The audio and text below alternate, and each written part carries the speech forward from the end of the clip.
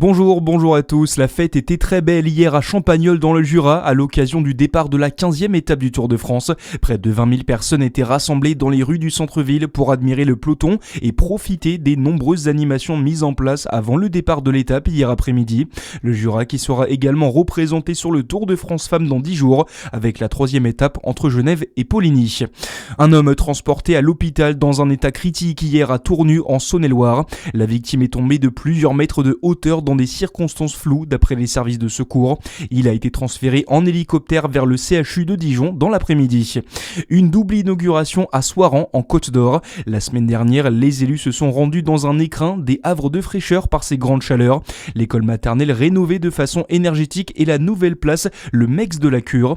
Deux sites pensés comme des réponses aux nouveaux défis climatiques et énergétiques, estime Jean-Paul Vado, maire de Soiran au micro de Charlie Chevasson. C'est la même ambition, c'est-à-dire les problèmes climatiques, les problèmes de réchauffement, donc rafraîchir l'école, réchauffer l'école, maintenir la chaleur et puis avoir des zones fraîches dans la commune, à l'ombre des arbres. Ouais. Toute petite contribution apporte une pierre à l'édifice, hein, c'est un petit peu ça. Si nous on fait rien, puis le village d'à côté non plus, il n'y a pas d'endroit pour se rafraîchir et puis les gens vont peut-être partir et puis ça va devenir un désert, un vrai désert humain, puis un désert réellement minéral, quoi. Je pense que c'est un exemple.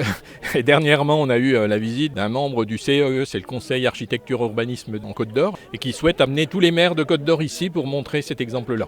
Un nouvel espace de convivialité revitalisé avec plus de 3000 végétaux. Également, dans l'actualité, les ossements retrouvés dans le Tarn sont bel et bien ceux de Delphine Jubilard. Le résultat des analyses de l'Institut de recherche criminelle de la gendarmerie a été communiqué hier soir. Les ossements avaient été retrouvés jeudi matin au cours de nouvelles fouilles sur la commune de Mayoc. Cette annonce intervient près de 6 ans après la disparition de l'infirmière en décembre 2020. Cédric Jubilard, quant à lui, a été condamné à 30 ans de réclusion criminelle pour son meurtre. Son procès en appel doit se tenir à Toulouse en septembre prochain. L'Assemblée nationale se prononce ce lundi sur le projet de loi d'urgence agricole. Ce texte fait débat car il prévoit notamment de réintroduire 2 pesticides interdits en France mais autorisés dans l'Union européenne. Les opposants prévoient de se rassembler devant l'Assemblée. Le Sénat, quant à lui, se prononcera demain.